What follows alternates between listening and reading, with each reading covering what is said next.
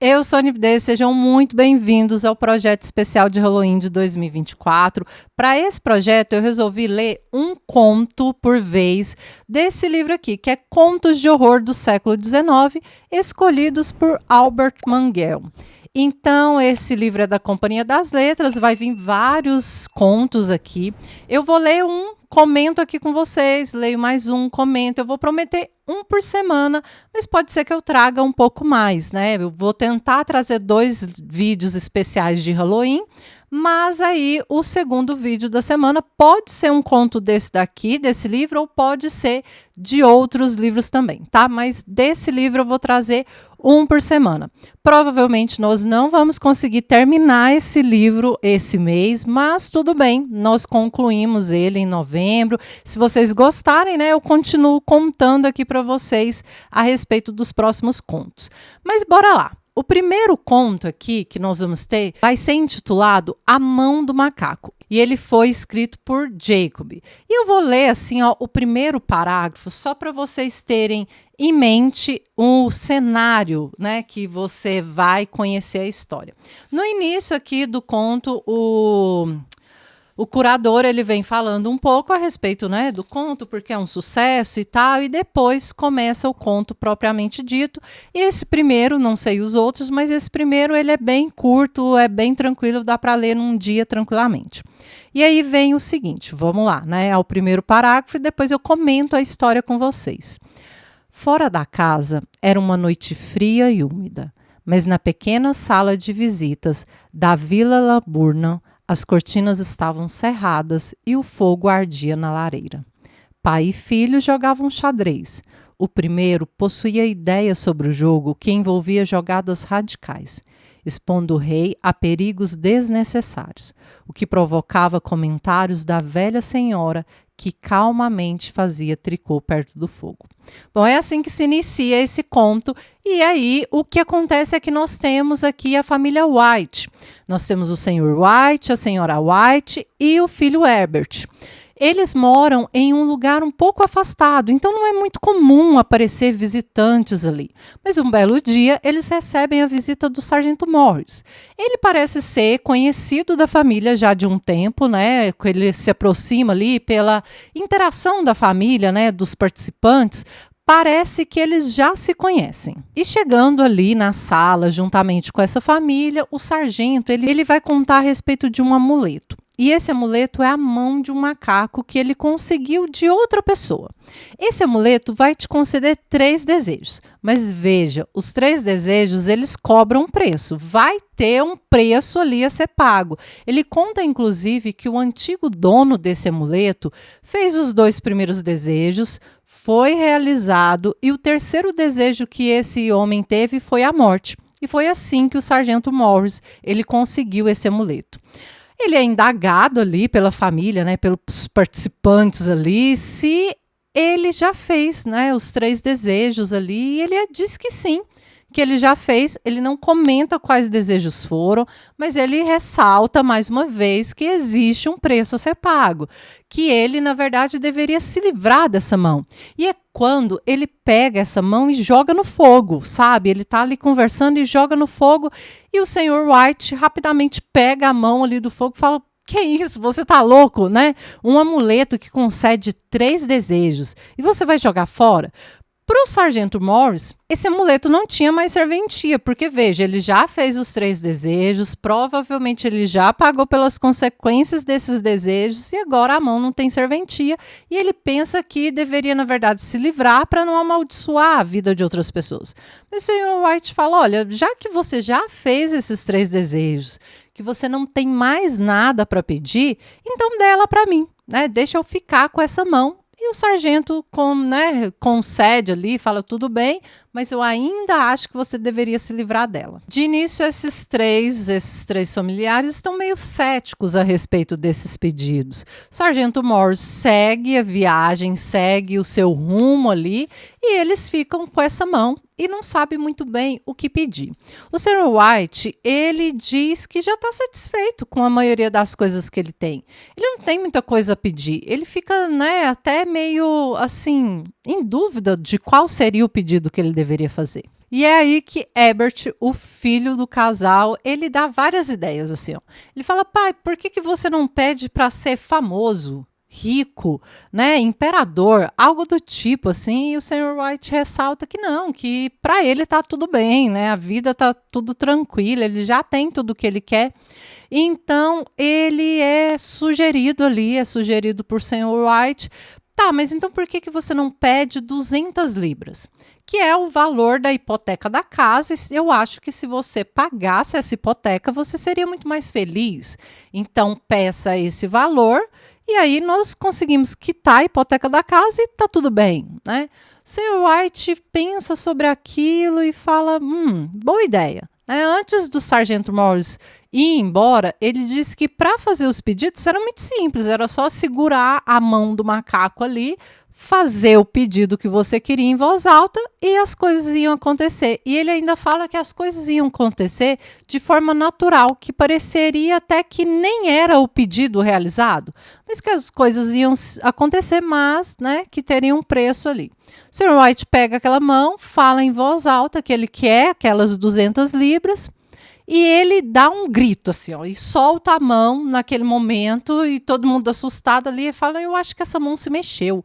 E as pessoas: não, né? A esposa e o filho falam: você tá pensando coisas. Essa mão não se mexeu, nada aconteceu, as 200 libras não caíram do céu, e fala: poxa, né? Tá tudo certo, assim, não aconteceu nada. Não, ninguém vem bater a porta para trazer os 200 libras, né? Nada de estranho acontece. A única coisa é que o Sr. White afirma categoricamente que a mão se mexeu, né, ali quando ele estava segurando. Mas fora isso, tá tudo certo. É à noite, então essa família vai dormir acreditando que é bobeira, né? E pensando: poxa, como nós somos idiotas, nós fomos acreditar na história de um sargento. Ele deve ter criado essa história aí qualquer, isso nem deve ser verdade, e eles acreditam que não, realmente isso não é verdade, isso é balela, conversa fiada, e eles vão dormir ali pensando. E aí o filho até fala: bom, né, tomara que você acorde com as 200 libras ali embaixo da cama, né, alguma coisa assim. Nada acontece. No dia seguinte, mesma coisa, eles acordam, não aparecem essas 200 libras, e o filho, então, tem que seguir o caminho ali para o trabalho e tudo. Ele despede, toma café com os pais, se despede e vai trabalhar. E nada, né? E eles pensam: poxa, né, não vai acontecer. É só uma conversa fiada, uma coisa qualquer assim.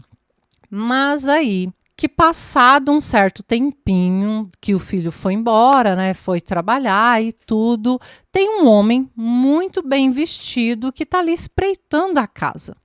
A senhora White pensa: poxa, que homem diferente, né? O que ele está fazendo ali? É aquela coisa que não sabe se entra, se não entra, se bate a porta, se não bate, aquela coisa, até que o homem cria coragem e bate ali e é atendido. A senhora White pensa: poxa, deve ser as 200 libras que ele veio trazer, certeza que é as 200 libras ali, ele veio trazer de alguma coisa, né, que nós temos ganhado e tal.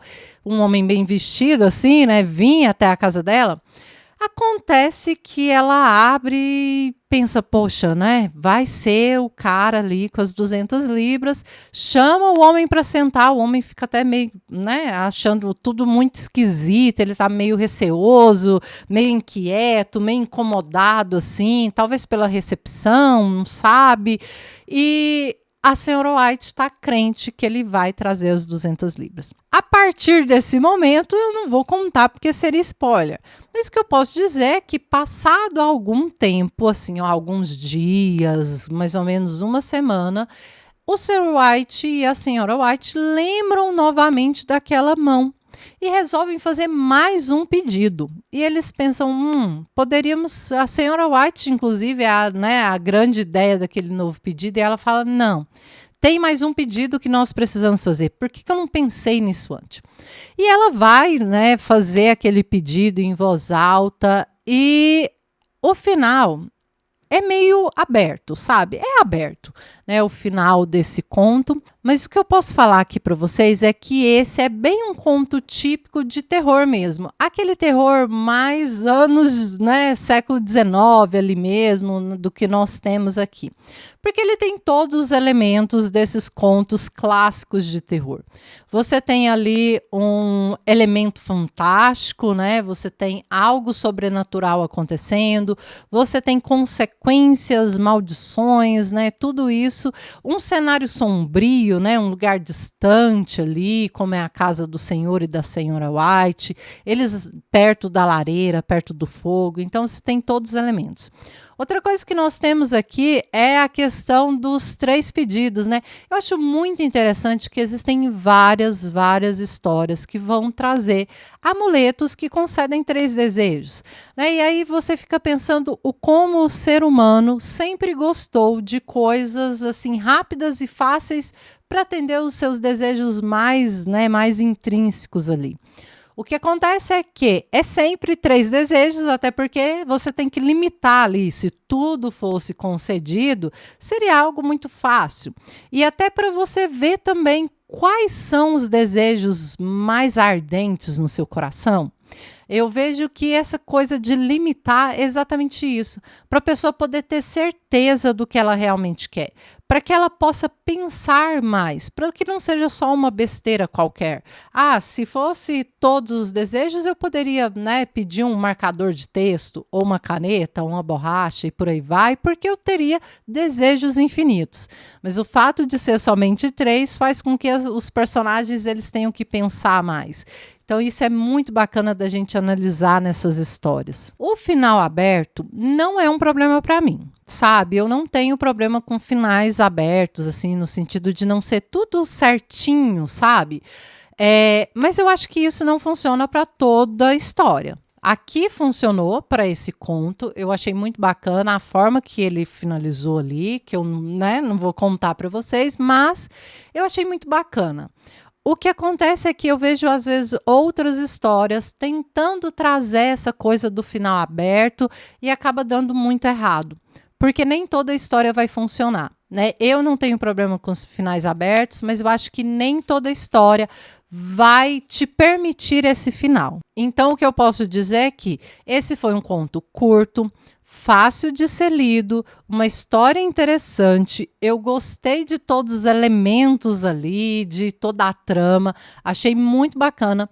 Não é nada mirabolante, é uma história bem simples, com vários elementos comuns ali de outras histórias, mas que deu certo. Eu espero que os próximos contos também dê certo para mim.